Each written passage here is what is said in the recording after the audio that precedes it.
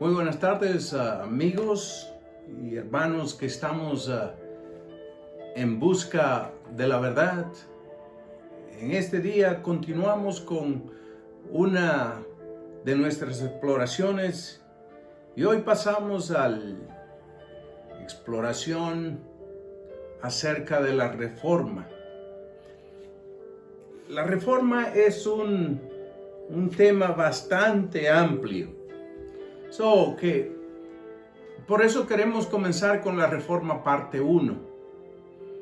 La Reforma parte 1 o el preámbulo de la Reforma. ¿Qué ocurrió antes de la Reforma para que la Reforma tuviera que tomar efecto? ¿Cuáles fueron los sucesos? Porque es imposible traer a la luz un imperio de información en secciones breves como las que nosotros tenemos por delante. Ok, listos y nos embarcamos a la Reforma. La Reforma, como introducción, quisiera decirle que todos los datos, muy importante que yo quiero que ustedes recuerden en este día, porque lo que queremos es que usted esté asegurado, que esté sin dudas de las cosas que estamos diciendo, es todos los datos de esta investigación son verificables en los anales de la historia universal. En otras palabras, la investigación no está dirigida a un grupo, a un sector, a un segmento de la humanidad, es a toda la humanidad, a todos los que quieran conocer y entender la verdad. Esta información es verificable en los medios de difusión, en las academias de educación, son verificables en las librerías y así sucesivamente también en las enciclopedias, ¿ok? Todo es verificable. La Reforma de la Iglesia Universal, porque cuando hablamos de la Reforma, estamos hablando reforma de la Iglesia. Y al mismo tiempo estamos hablando de la Iglesia Universal. La Iglesia, cuando Constantino, como emperador con su capital en Constantinopla, decide unir a todos los creyentes de las distintas áreas de sus conquistas, Egipto, Babilonia, Asia, hacia el norte, los reinos del sur con Egipto, el reino del norte con los helénicos, en otras palabras los griegos, y todos sus dioses y todos fueron traídos y una sola religión de eso, que fue la religión universal, y que universal significa católico, de ahí viene el término católico. Que cuando decimos Iglesia Universal, estamos hablando del cristianismo, pero un cristianismo adoptado por el imperio, que fue el imperio católico y que fue acuñado por el imperio presentado por el emperador Constantino en aquel tiempo. Ahora, ¿qué conocemos de Constantino como un creyente, como un fundamentalista de la verdad? Ok. En primer lugar, Constantino no cree en un evangelio, ni cree que sus poderíos y sus cosas vienen de una verdad verificable. Para él, lo que lo llevó, según él, y explicado a la historia por él mismo, fue una visión. La visión de este diagrama que ustedes miran ahí, que ese diagrama es llamado ese diagrama que se nota ahí donde hacemos referencia. Ese diagrama es llamado el Christus Monogram, el monograma cristiano, que es una cruz o una X con una P de pentagrama y la X, que era el símbolo del cristianismo. Es una batalla que él iba a tener, la batalla de Milvio, el 28 de octubre del 312. Él dice que vio esta visión en el cielo, algo con este símbolo, que le dijo que por este símbolo tú vas a vencer. Y entonces, como esto era parte del símbolo cristiano, y él quería una amistad con el cristianismo, que eran los judíos eran la gente del dinero. Los judíos fueron los que inventan inclusive el banco. Por eso los judíos son tan ricos donde quiera que van. Inventan el banco. Y el banco era si ustedes recuerdan, cuando Cristo Jesús le dio los talentos a diferentes hombres, él le dio a uno 5 y a uno, y al que le dio 1 no le hizo mucho caso, se sintió mal y lo enterró. Y Jesús le dijo: ¿por qué no se lo diste a los banqueros? Gentes que se sientan y hacen negocio y multiplican el dinero. Y cuando los banqueros, era que la persona tenía un banco, una banca de madera en el centro, en la plaza donde se hacían negocios, y ahí se sentaba. Inclusive de ahí viene la palabra bancarrota, porque cuando se daban cuenta que el banquero era torcido, era mañoso, era engañador, iban y le quebraban la banca, se la rompían para que no hiciera negocio y fueran a hacer negocio con el otro. De ahí viene la bancarrota. Son muy comerciantes, y Constantino quiere ser amigo de esos judíos que traen el cristianismo verdadero y los incluye ahí. Y entonces dice que ha visto visión, y que el cristianismo de Constantino es muy dudoso, porque inclusive nunca se bautizó, sino a la época cuando ya se estaba muriendo, fue que fue bautizado en una cama. Continuamos entonces y notamos que un cristianismo saturado de idolatría, política, guerras y luchas por el control de las masas era lo que estaba imperando en aquel tiempo, que era llamado la Edad Media, el medioevo. Y ese es el tipo de cristianismo que está imperando, y que más tarde nosotros nos vamos a ver que la Reforma se va a encontrar con todos estos sucesos que están ocurriendo. En ese tiempo la iglesia se estaba viniendo abajo. Y cuando digo, por eso puse una iglesia ahí como media torcida. La iglesia se estaba viniendo abajo moralmente y poderosamente hablando. Estaba teniendo unos problemas increíbles que nosotros vamos a ver a simples rasgos. En primer lugar, 3 factores que influyeron o que estaban afectando el momento histórico. Eran 3 factores que los estaban haciendo y estaban acabando con el imperio, especialmente el imperio religioso que estaba en aquel tiempo. Primero, el primer factor era el cisma de la Iglesia Católica en la Edad Media. El cisma de la Iglesia Católica. Note los siguientes datos históricos que tomaron lugar. Un cisma es una división. Yo no sé si ustedes sabían, pero la Iglesia Católica fue dividida. Un grupo por allá y un grupo por acá, una división que no se entendían para nada. Y noten cómo estaba. En primer lugar, el palacio o la sede de la iglesia durante la Edad Media no siempre estuvo en Roma. Aquí nosotros tenemos el Palacio Papal o Palacio de Aviñón. El Palacio de Aviñón estaba en Francia. Que la sede de la iglesia, el gobierno, la capital, donde estaba el mero mero, como Austin aquí en Texas, ese era el Palacio del Papa en Francia, en Aviñón. Ahora, ¿Qué sucede?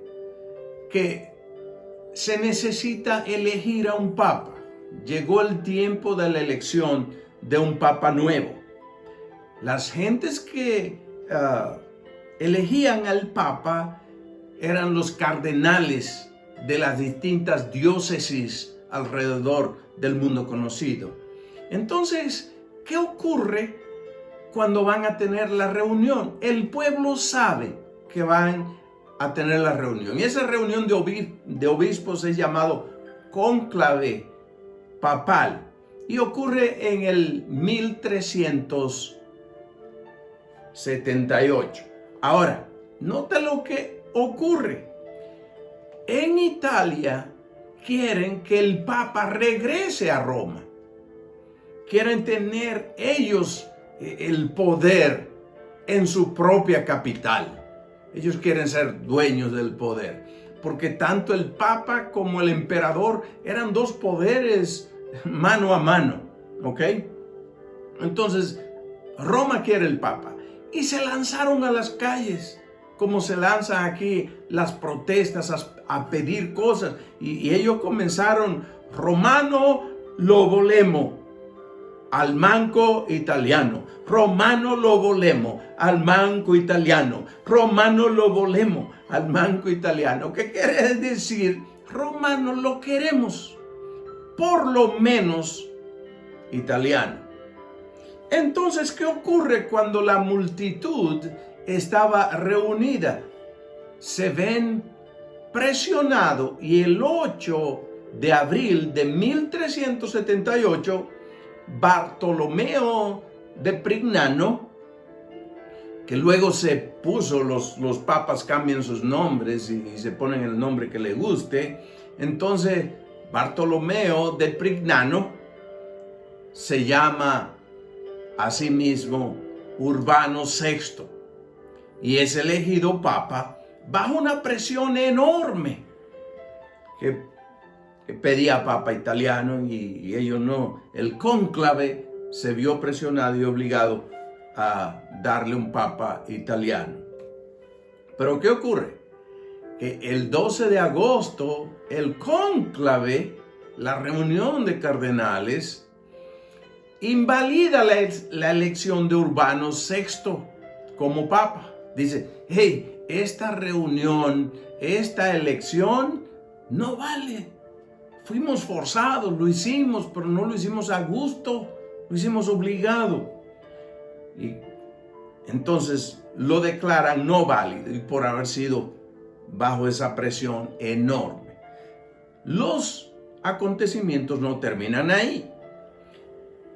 El 20 de septiembre, el nuevo cónclave elige a Roberto de Ginebra como papa, quien es nombrado, o que se da el propio nombre, de Clemente VII. El otro era 6, yo soy el 7, ahora yo soy el que tiene el poder y el que vale como papa porque soy elegido con la libertad del cónclave. Esa es la idea. Pero ¿qué pasa? Que Urbano VI se enoja y, apoyado por el cónclave o por sus seguidores, se enoja. El Papa, el Santo Papa, se le mete un enojo y dice que Clemente no sirve para nada. Este que eligieron, Clemente, no es el Papa soy yo. ¿Y sabes qué? Lo voy a excomulgar. Y luego vamos al término de excomulgar. ¿Qué ocurre? Por eso, por otra parte, Clemente VII, al saber la acción de Urbano VI, este a su vez lo excomulga a él. Tú me excomulgas a mí, no, yo te excomulgo a ti. Y ahí están, tú me echas, yo te echo, porque yo no voy a dejar el poder. All right? So, excomulgar en la doctrina del catolicismo es condenar a las llamas del infierno a una persona temporalmente o permanentemente. Si la persona se retracta o se arrepiente, entonces lo regresan a la gloria, pero lo condenan al infierno. Eso es lo que quiere decir. Entonces los papas, los dos, están excomulgados. Los papas están dirigiendo la iglesia desde el infierno. ¿Cómo le parece esta situación histórica? Los papas están dirigiendo el destino espiritual de los santos, entre comillas diríamos, desde el infierno, por decreto papal. Esa es la situación que se está viviendo. Ahora, el Papa Urbano VI se niega a abdicar, porque luego, por influencia del emperador, le dice: hey, cálmate, tranquilízate, vamos a hacer las cosas, y comienzan las conversaciones. Pero el Papa se niega a abdicar, a retractarse de ser Papa, a renunciar. Y en agosto, en agosto de 1387, el hermano Santo Papa le declara la guerra al otro Papa. Ahora los dos papas están en guerra, los dos hermanos. De modo que en el año 1410 habían 3 papas nominales que se llamaban, cada uno tener el poderío sobre la Iglesia Universal. Que los papas estaban en guerra por la autoridad pontificia, por el poder pontificio. Y los escritores, historiadores lo ponen de esta manera. La historia lo denominó así: de un diabólico dúo, o de un dúo diabólico a un trinomio maldito. De unas guerras, de unos problemas, no había paz, no había tranquilidad. Y ellos todo lo que se preocupaban era por el poder. Datos completamente históricos. Ahora, por otro lugar, en segundo lugar, andaba por ahí un cristiano muy ferviente, o 2 cristianos muy fervientes. Por una parte, Juan Hus estaba predicando que solo Dios tenía autoridad sobre las almas. Ven ustedes, mientras los papas están mandando uno al infierno, mandando las almas del infierno, Juan Hus anda por ahí predicando: solo Dios tiene autoridad sobre las almas, solo Dios cambia las almas, solo Dios mueve las almas para allá y para acá. Y por otra parte, Juan Wycliffe traduce la Biblia, la Vulgata latina, al lenguaje del pueblo, que el pueblo comienza a leer la Biblia y ven que son engañados. Y ahí tenemos que volver a lo que hemos estado en el principio, que solamente la verdad puede conducir a las personas a su libertad. Por eso dijo San Juan 8:32: y conoceréis la verdad, y la verdad os hará libre. Entonces, en medio de toda esa situación, la lectura de la Biblia contribuye a la liberación del sistema feudal de la Edad Media, donde el imperio, el rey, el emperador, tiene derechos sobre los hombres, y por el otro lado, los señores feudales. Ahora, ¿quién eran los feudales? Estaban divididos en feudales y vasallos, feudes, señores feudos y señores vasallos, gentes de grandeza y gentes populacho que nunca iba a llegar a nada. Ahora, los feudales, estos estaban formados por los nobles. ¿Y quién eran los otros? El clero, los sacerdotes, los papas, las diócesis. Ellos gobernaban todo el mundo. Entonces, cuando comienzan estas gentes a leer y ver esas cosas, comienzan a retornar a las escrituras, que es entonces el tercer elemento que se mete, el retornar, llega a lo que se llama el renacimiento. Un renacer de la cultura clásica, un volver a leer los escritos antiguos, según el artista e historiador Giorgio Vasari, fue un regresar a la fuente del conocimiento. Y en eso nos encontramos temas del arte, por ejemplo, en el bautisterio de la Catedral Florentina, que en Florencia es donde comienza este movimiento. En la Catedral de la Iglesia Florentina nosotros encontramos, por ejemplo, pintores famosos.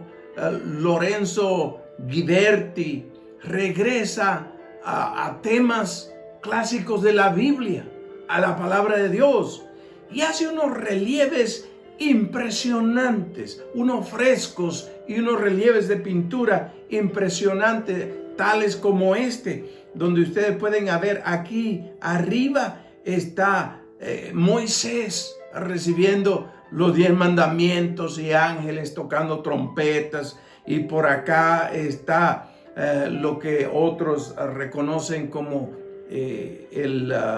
la puerta del paraíso, y comienzan a regresar esas cosas, y la predicación de Juan Hus y las guerras con los papas ponen la fe, la duda del amor, la paciencia, la comprensión, la hermandad se va abajo porque ellos están observando lo que está ocurriendo. Pero el famoso pintor, cuando regresa, nos hace saber de ese ir a esas nuevas fuentes.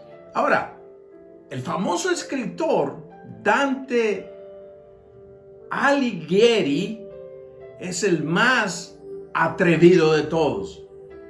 Cuando se mete en las cosas, es el más atrevido y escribe una obra famosísima llamada La Divina Comedia.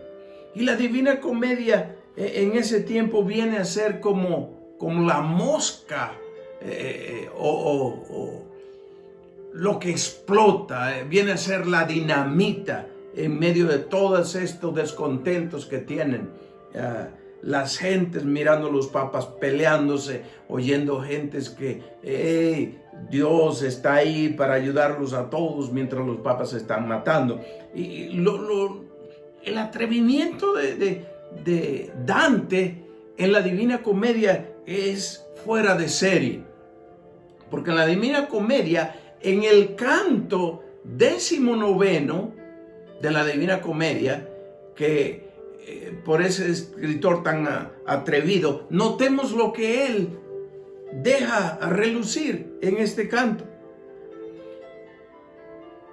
Dice Dante en su Divina Comedia que en el infierno había una serie de fosos, y allí él fue y estaba mirando los fosos que estaban en el infierno. Inclusive, si ustedes lo buscan por ahí, creo que estaba hablando con Gregorio, no sé si fue con Gregorio VIII, con Gregorio III, él observando los fosos del infierno, y dice que en el infierno, el foso de los papas, ¡qué atrevido! El foso de los papas es el más caliente. Y dice que había un hombre que estaba llorando y fueron a ayudarlo. Y él luego le dice, ¿Qué estaban haciendo? Le pregunta al otro y dice, estamos esperando al odiado Bonifacio VIII. Que estaban esperando para tirarlo al foso que mostramos aquí, el foso del fuego que estaba más encendido, que dice que cuando el hombre parece que hasta lloraba por los pies, por todas partes. Eso nos, toda esa compilación de datos que le estaba llevando a la memoria y la gente se estaba absorbiendo, dan lugar a lo que es la reforma, y que nosotros estaremos metiéndonos ya en todos sus aspectos. Así que no se la pierdan. Solamente la verdad, como dijo Cristo Jesús, y conoceréis la verdad, y la verdad os hará libre. Solo el poder de Dios. Dios le bendiga. Dios me los cuide mucho. Y que la gracia del Señor no nos falte. Y que la verdad nos libre del infierno, porque por ella llegamos a la gloria. Dios le bendiga. Oremos. Señor, te damos gracias. Bendice a los oyentes y ojalá que puedan llegar al pleno conocimiento a través de la palabra de Dios, de los datos históricos, algo que es irrefutable. Bendícenos y ayúdanos a todos. En el nombre de Cristo Jesús. Amén. Amén.